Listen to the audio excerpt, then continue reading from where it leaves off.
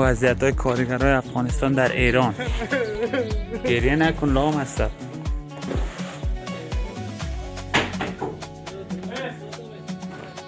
ستا چطوری؟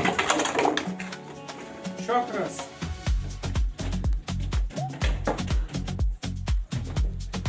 اینجا بنده خانه رو ماننده است برادر.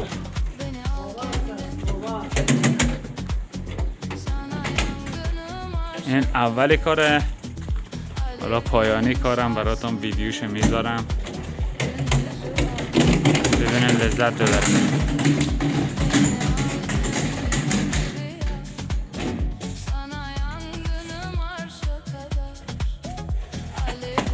اوه زنده باد.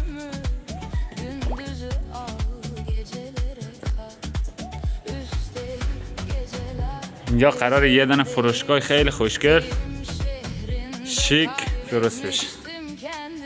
اون تا انباریه، این برم که خود سالونشه. این هم در مغازش درش از این بر میشه. میشه سوپرمارکت ملت. الان در این وضع قرار داره. تا 5 روز آینده حالا ویدیوشو براتون میذارم.